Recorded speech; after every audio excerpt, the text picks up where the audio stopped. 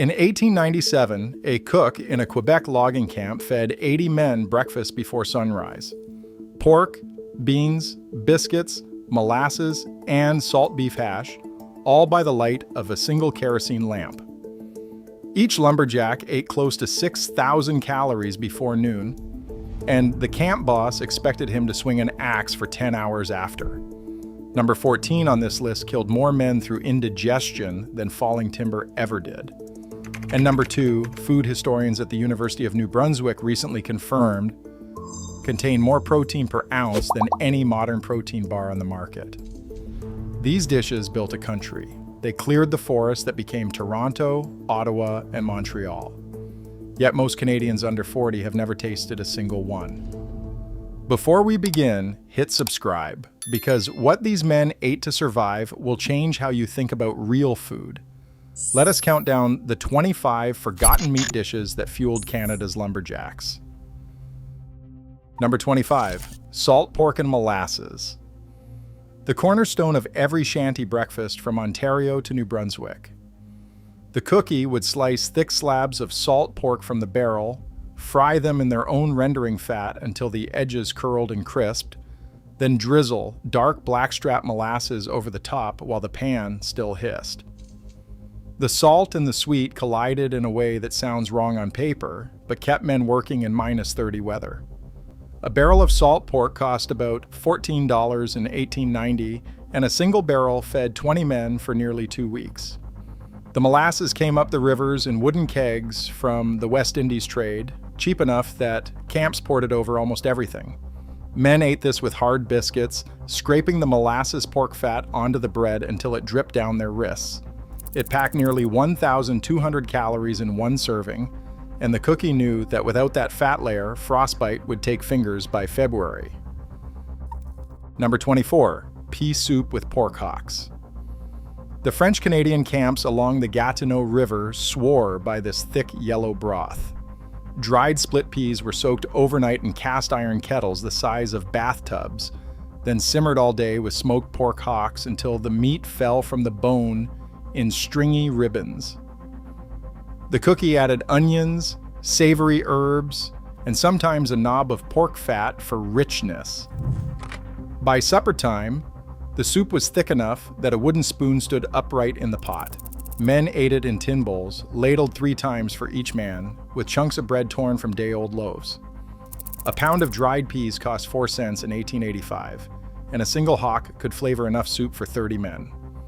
The smell carried across the camp clearing, drawing in tired loggers from the cutting blocks before the supper bell even rang. Number 23, beaver tail stew. Before regulations and changing tastes pushed it off the menu, beaver tail was prized in Quebec and Ontario shanties for one reason: fat. A single beaver tail could yield nearly half a pound of pure rendered fat, the kind that kept a man warm from the inside out. The cookie would skin the tail, parboil it to remove the gamey edge, then stew it with onions, root vegetables, and a splash of whiskey if the camp boss was feeling generous. The meat was rich and almost gelatinous, closer to pork belly than anything wild. Trappers traded beaver tails to the camps for tobacco or sugar, and the cookie guarded his supply like gold. Men who grew up eating it described the texture as buttery, the flavor faintly sweet from the beaver's diet of bark and willow. Number 22, pork and beans baked in the ground. Long before the Boston bean pot became famous, Canadian shanty cooks buried iron pots of beans in the embers of the cooking fire overnight. White navy beans were soaked for 12 hours, then layered with chunks of salt pork, a fistful of brown sugar, mustard powder, and enough molasses to turn the whole pot black. The lid was sealed with flour paste, the pot lowered into a hole filled with hot coals, and covered with ash and earth. By morning, the beans had absorbed every drop of pork fat and molasses, turning into something so dense and sweet that one ladleful could fuel a man until noon. 12 cents bought enough beans for 40 men, and the cookie fed this to the crew at least 3 times a week without complaint. Number 21, moose nose terrine. This was the delicacy of the camp, served only when a hunting party brought down a bull moose. The cook would singe the hair from the nose, Simmer the whole thing for 6 hours until the cartilage turns soft and translucent. Then press the meat into a loaf pan with onions, peppercorns, and the natural gelatin from the cooking liquid. Sliced cold the next morning, moose nose terrine was eaten on bread with mustard, and old loggers swore it was the finest meat they ever tasted. The texture was half tongue, half head cheese, with a nutty flavor that came from the fat between the muzzle layers. A single nose fed 8 men, and nothing was wasted. Number 20, bacon and flapjack stacks. The cookie fried slab bacon in the morning, poured pancake batter directly into the bacon grease, and stacked the flapjacks 10 high on tin plates with bacon between every layer. Maple syrup, tapped from the surrounding sugar bush in spring and stored in wooden firkins, was poured over the whole tower until it pooled around the edges.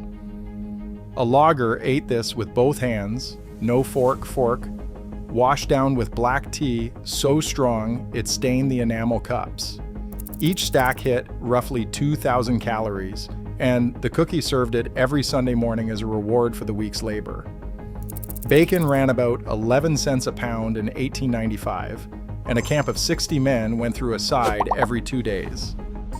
Number 19, Whiskey Jack pot pie. The Whiskey Jack, or Grey Jay, was the camp scavenger, bold enough to land on a cookie's shoulder. When the snares produced a half dozen of them, the cookie plucked the birds, browned them in pork fat, and tucked them under a thick lard pastry crust, along with potatoes, carrots, and a splash of beer from the camp's own keg.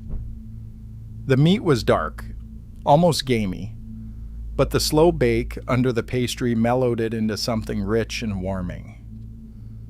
Pot pie showed up on the table when the supply sled was late and fresh meat was scarce. Loggers ate them with their belt knives, splitting the crust to let the steam escape before digging in. Number 18, Cretins.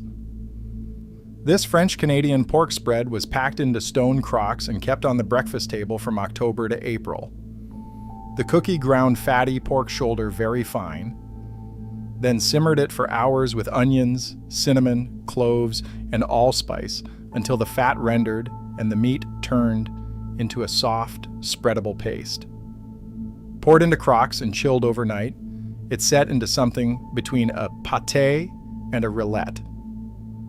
Loggers spread it thick on bread, sometimes a 1/4 inch deep, and ate it with strong mustard. A 5-pound crock cost about 30 cents to make and lasted a week. The spices were what set Quebec Cretins apart, and every cookie had his own secret blend that he refused to share even with his wife back home. Number 17, salt cod and pork scrunchions. The maritime camps along the Miramichi River borrowed this from Newfoundland fishermen. Salt cod was soaked overnight to draw out the brine, then flaked and fried with diced salt pork that had been rendered until the fat cubes turned crispy and golden, called scrunchions. The cod absorbed the pork fat, the scrunchions gave each bite a salty crunch, and the whole thing was served over boiled potatoes with a splash of vinegar. A pound of salt cod cost 6 cents in 1888, and the dish appeared on Friday tables out of Catholic tradition, even in camps full of Protestants. The combination of fish protein and pork fat kept men full through an entire afternoon of skidding logs. Number 16, tourtière. The legendary Quebec meat pie made it into Shanty kitchens in late December for the Christmas Réveillon, the only night of the year when work stopped completely. The cook mixed ground pork, beef, and sometimes wild game with onions, potatoes, and a blend of warm spices that always included clove and cinnamon. He pressed the filling into pie tins lined with lard pastry, sealed the tops, and baked them until the crust turned deep golden. A single tourtière weighed close to 4 pounds and was cut into 8 wedges. Men ate it with pickled beets and ketchup, washed down with whatever spruce beer the camp had brewed. For one night, the shanty smelled like home, and grown men cried into their plates without shame. Number 15, head cheese. When a pig was slaughtered for the camp, nothing went to waste. The head was the cookie's project for 2 days. He simmered it whole in a kettle with onions, bay leaves, and peppercorns until every scrap of meat fell from the bone. He picked the meat clean, mixed it with the reduced cooking liquid, packed it into loaf pans, and let it set overnight in the cold storage shed where temperatures stayed below freezing from November to April. Slice thick and serve with mustard and pickled onions. Head cheese was the lunchbox staple for men working far from the cookhouse. It traveled in a tin pail with a hunk of bread, frozen solid in the morning and thawed by noon against a man's chest under his wool coat. Number 14, pork hock and cabbage boil, first pattern break. Here is where things get heavy. This dish was responsible for more digestive complaints in the camp than any other meal on rotation. The cookie boiled smoked pork hocks with whole cabbages, turnips, carrots, and potatoes in a single massive kettle. Everything cooked together for 4 hours, and the pork fat coated every vegetable in the pot. Men ate enormous portions, sometimes 3 full bowls each, and then went straight to their bunks because the combination of cabbage, fat, and exhaustion was overwhelming. Camp doctors writing in Ontario lumber records from the 1880s noted that this was the meal most likely to cause a man to skip morning work. But it packed close to 1,800 calories per serving, and the cookie refused to take it off the rotation. A pork hock cost 8 cents, and a head of cabbage 3 cents, making it one of the cheapest ways to feed a hungry crew. Number 13, venison liver fried with onions. When a deer was brought into camp, the liver was cooked the same day because it would not keep. The cook sliced it thin, dredged it in flour, and fried it fast in bacon grease with a mountain of sliced onions cooked until they were dark and sweet. The liver stayed pink in the middle, tender and rich, and was served with mashed potatoes and a ladle of pan gravy made from the drippings. Loggers who hated beef liver loved venison liver because the flavor was milder, almost nutty. The first man to the table got the biggest piece, and there was always a quiet competition to wash up fastest after a hunt. Number 12, baked stuffed beaver. When trappers brought in a young beaver, the cook parboiled it to remove the strong taste, then stuffed the cavity with sage bread stuffing, and roasted it slowly over coals. The meat was dark, almost like dark turkey, with a layer of rich fat just under the skin that basted the whole roast as it cooked. Old Shanty cookbooks describe the flavor as somewhere between roast goose and pork shoulder. A single beaver fed 6 men, and the leftover meat went into hash the next morning. This dish vanished almost completely after the 1920s when beaver populations crashed and trapping regulations tightened across the Canadian Shield. Number 11, fried pork tenderloin with applesauce. Sundays in the larger camps meant something close to a real dinner. The cookie sliced pork tenderloin into thick medallions, dredged them in flour and breadcrumbs, and fried them in a cast iron pan until the crust was golden and the meat was just pink at the center. He served them with a thick, chunky applesauce made from dried apples that had been soaked and stewed with cinnamon and a little brown sugar. Dried apples were a staple in every camp cellar, traded up from the orchards of the Annapolis Valley or the Niagara Peninsula. A pound of dried apples cost 9 cents, and reconstituted into nearly 4 pounds of fruit. This was the meal that reminded men they were still human. Number 10, blood pudding, second pattern break. Now we get into the dishes that modern Canadians cannot stomach. When a pig was slaughtered, the blood was caught in a bucket and stirred constantly to prevent clotting. The cook mixed it with oatmeal, diced pork fat, onions, and a heavy hand of allspice and pepper, then stuffed the whole mixture into cleaned intestine casings and simmered them until firm. Sliced and fried in the morning with eggs, blood pudding delivered iron and protein in a form no modern breakfast can match. Camp doctors prescribed it to men recovering from injury or illness because it rebuilt strength faster than any other food in the larder. A pig yielded enough blood for 30 servings of pudding, and nothing about the slaughter went to waste. Number 9. Roast haunch of moose.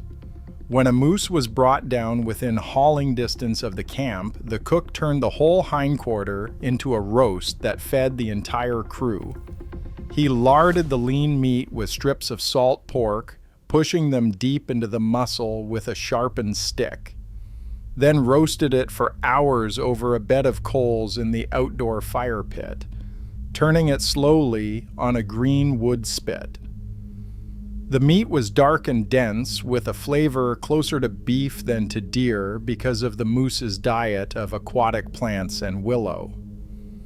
Carved thick at the table and served with pan gravy made from the drippings and a splash of beer, it was the closest thing to a holiday feast a man would see between October and April.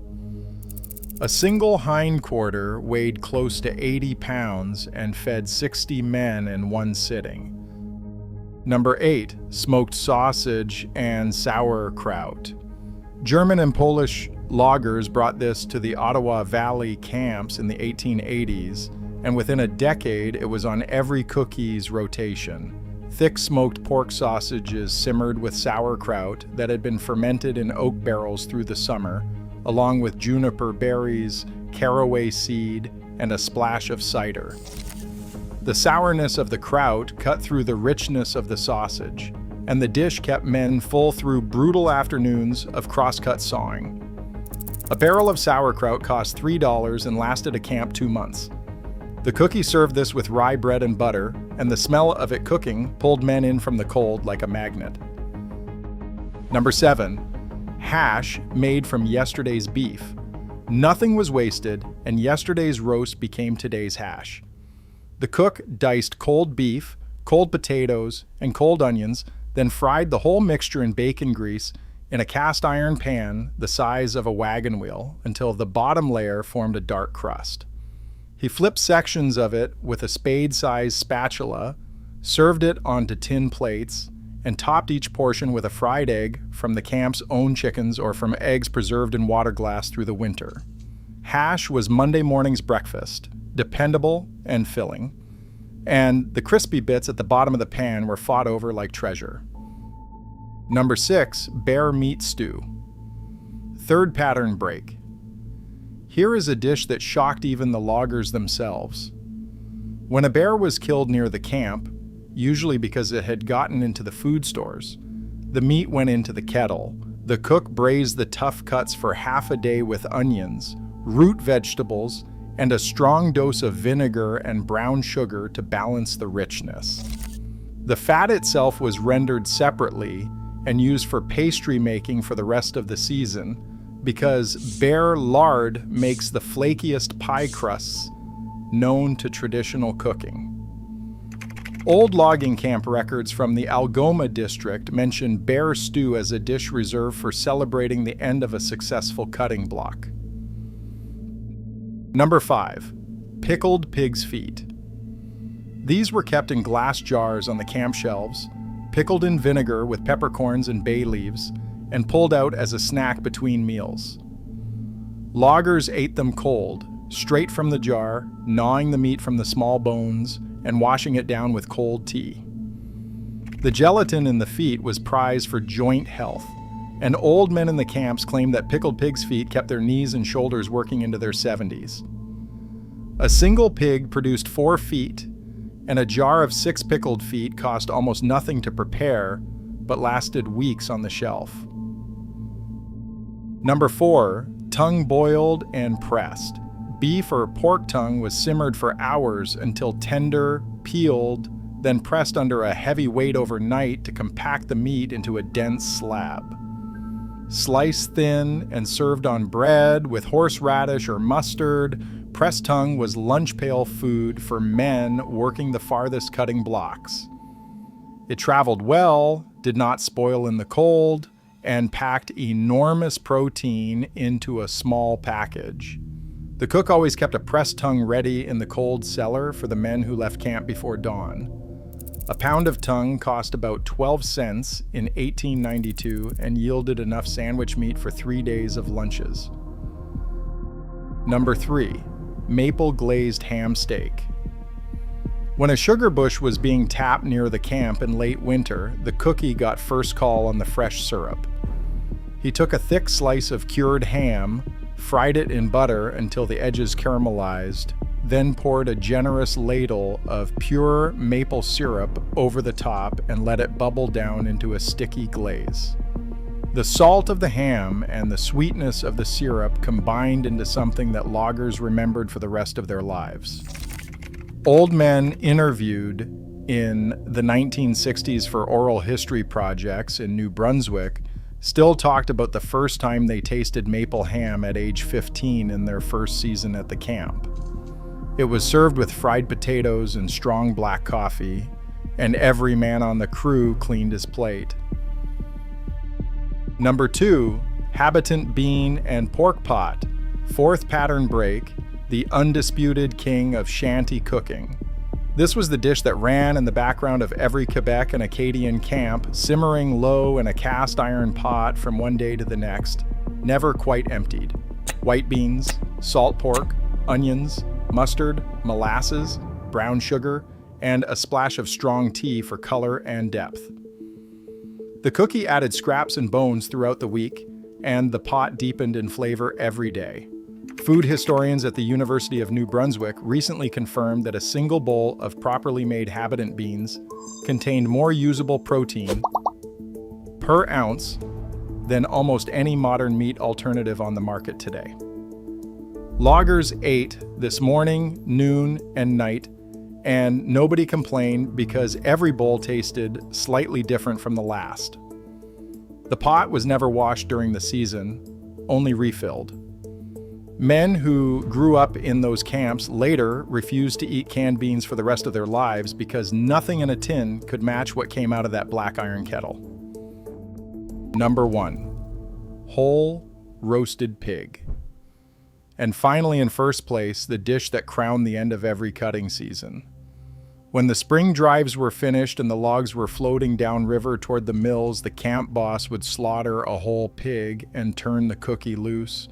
The pig was rubbed with salt, sage, and pepper, then spitted over an outdoor fire pit and turned slowly for 8 to 10 hours while the men washed up, mended their clothes, and prepared to leave the woods for another year.